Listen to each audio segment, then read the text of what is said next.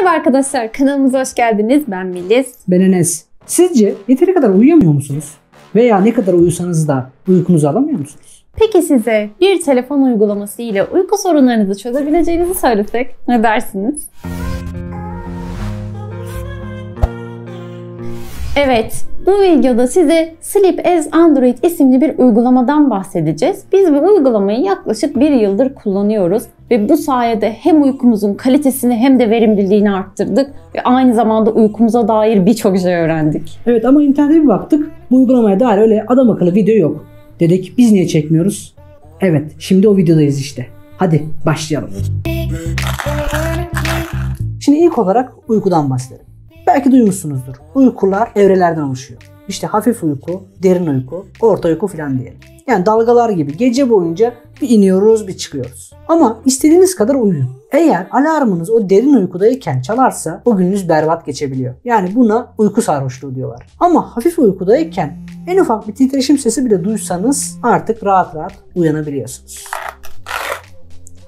İşte uygulamada bunun için çalışıyor. Yani sizi hafif uykuda yakalamaya çalışıyor ve aynı zamanda uyku kalitenizi ölçüyor. Hadi şimdi ayarlara geçelim. Geçelim.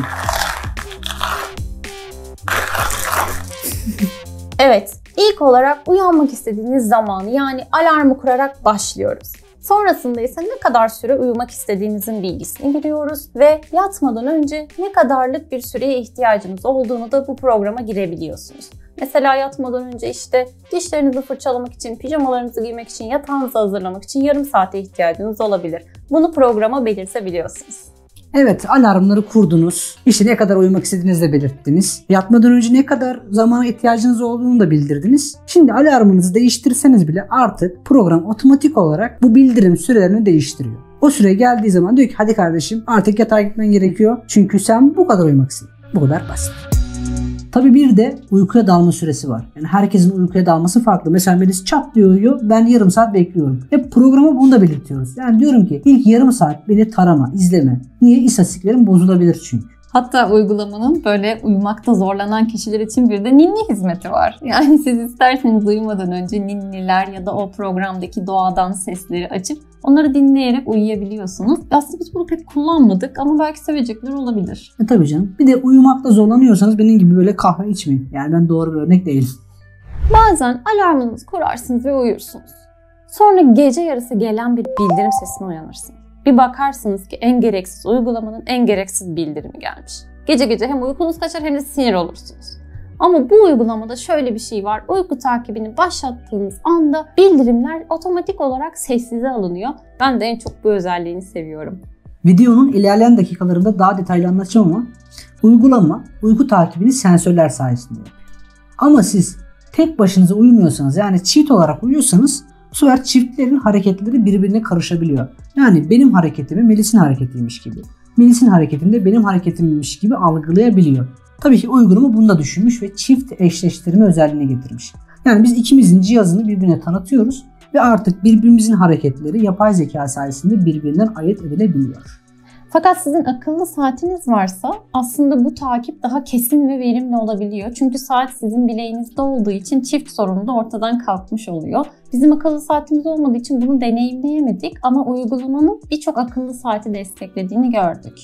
İster akıllı saatiniz olsun, ister telefonu komodine koyun, yastığınızın yanında dursun. Bu seçeneklerin hepsi telefonda var. Teker teker seçebiliyorsunuz. Şimdi siz uyurken uygulama sizin uyku verilerinizle uyku grafiğinizi oluşturuyor. Yani uyku kaliteniz nasıl? Ne kadar saatlerini uyudunuz? İşte akıllı saatiniz varsa veya nabız bandınız varsa nabız aralığınız, uyku nabızınız nasıl? Oksimetreniz varsa oksijen ve soluk seviyeniz nasıl? Veya horluyorsunuz. Ne zaman ne kadar horladınız? Bunların hepsini size teker teker kaydedebiliyor. Tabii herkesin uyuma şekli farklı çünkü kimisi çok horlar mesela geceleri ve isterseniz uygulamaya eğer horlarsan beni şu şekilde uyar diyebiliyorsunuz ve böyle kafanızı dürten bir eş edasıyla sizi uyarmaya çalışıyor. Yani eşler için iyi bir haber olsa gerek. Tabii ki de bunları yaparken ayrıca çıkan bütün sesleri ses kaydı olarak size dinletebiliyor. Yani uykunuzda konuşuyorsunuz veya horulduyorsunuz dediğim gibi veya bebeğiniz ağlıyor, dışarıdan bir gürültü geldi. Bunların hepsini teker teker sınıflandırarak kaydediyor ve siz de uyandığınız anda bunları dinleyerek yorumlayabiliyorsunuz. Evet, uyuma vakti geldi ve biz yarın en geç saat 6'da uyanmak istiyoruz. Bu yüzden alarmlarımızı saat 6'ya kurduk ve uygulamanın akıllı uyandırma özelliğini ise yarım saat olarak belirledik. Bu ne demek? Uygulama saat 5.30 ile 6 arasında biz ne zaman hafif uyku evresine geçersek bizi o zaman uyandırmaya çalışacak. Hadi şimdi uyuyalım. İyi geceler. Sabah görüşürüz. Evet, günaydın. Uygulama bizi uyandırdı ve bir ufak sabah yürüyüşüne çıktık. Ama bakalım acaba gece uykumuzda konuşmuş muyuz?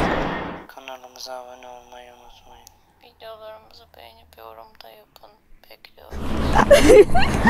Evet, görüyorsunuz, duyuyorsunuz. Uykumuzda bile abonelerimizi düşünüyoruz. Evet. Şaka. Ama siz yine de bize abone olursanız biz daha güzel, daha mutlu uyanırız. Çok mutlu uyanırız hatta. Her sabah bakıyoruz. Evet. Hadi o zaman devam edelim. Gelelim o uygulama bizi nasıl uyandırıyor. Şimdi örnek olarak şöyle anlatayım. Ben diyorum ki beni uyandıracağın zaman ilk 30 saniye sadece titreşim ver. Dırt. Dırt dırt. Dırt dırt dırt. Sadece bu şekilde beni uyandır diyorum. Ki zaten bunun şöyle bir avantajı var. Şimdi çift eşleştirme yapıyoruz demiştik ya. Şimdi ben hafif uykuya geçtiğimde bu titreşim veriyor. Ben bunu duyuyorum. Ama Melis hala derin uykudaysa bunu duymuyor ve uyanmak zorunda kalmıyor. Bunun en büyük avantajı bu. Ama dedi ki 30 saniye titreşim duymadım. 1 dakika titreşimi duymadım. O zaman diyorum ki yavaşça sesi aç ve bana doğa sesi ver, müzik var. Artık onu da siz seçersiniz. Böyle kuş sesleriyle mi uyanmak istiyorsunuz? Dalga sesleriyle mi uyanmak istiyorsunuz? Veya en sevdiğiniz müzikle mi uyanmak istiyorsunuz? Bu tamamen size kalmış. Bir şey söyleyeyim mi bu arada? Titreşim gerçekten işe yarıyor. Eğer hafif uykudaysanız bir titreşim sesi bile yetiyor yani. Ve yavaş yavaş güneş doğarken şunu da eklemek istiyorum. Uygulama bazı akıllı ışık sistemleriyle de entegre edilebiliyor. Yani uyanmanız gereken zamanda tıpkı bir güneş gibi ışık böyle yavaş yavaş odanızı aydınlatıyor. Tabii biz bunu da deneyimlemedik. Çünkü o kadar para vermek istemedim bu işe ya. Ama belki ileride deneriz değil mi? Evet, olabilir. Bu arada şunu da söyleyeyim ışık demişken.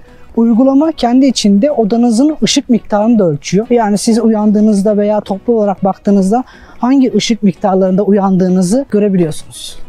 Tabii bazısı öyle ışıkla uyanamaz. Böyle 5 tane 10 tane alarm kurar.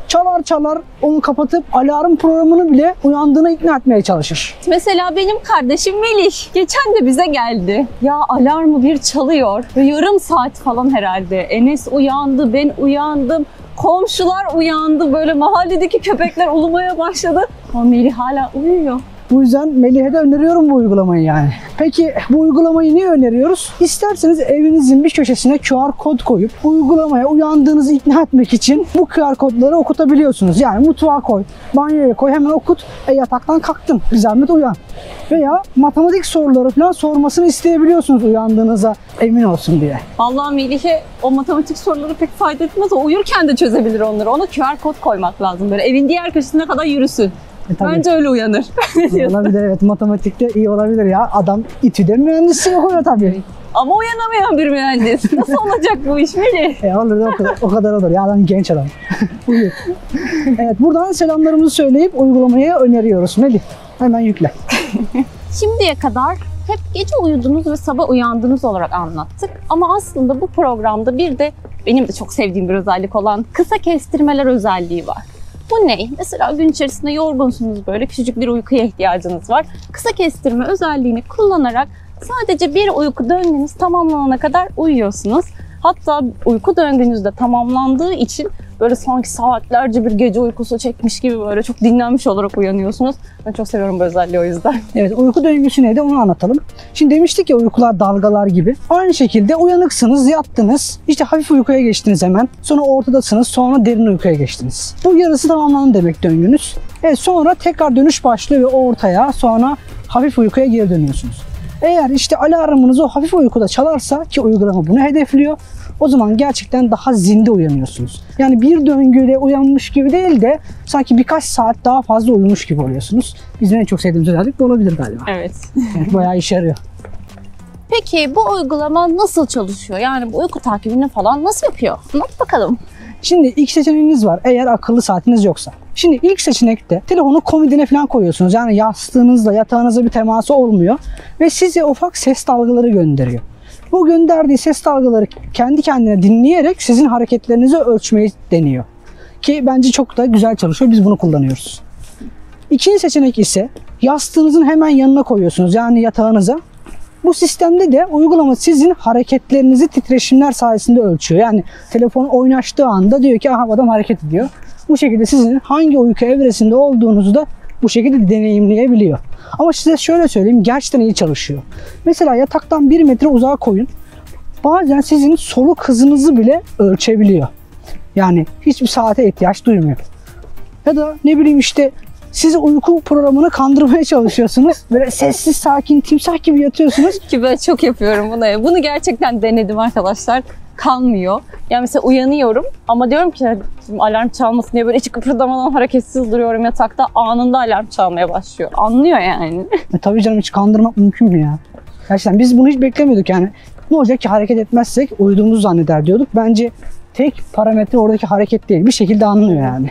Biz ilk olarak bu programın şu bir aylık ücretsiz deneme sürümünü kullanmıştık. Yani o kadar beğenmiştik ve o kadar beklentimizin üzerinde çıkmıştı ki çok küçük bir ücret karşılığı satın almaya karar vermiştik.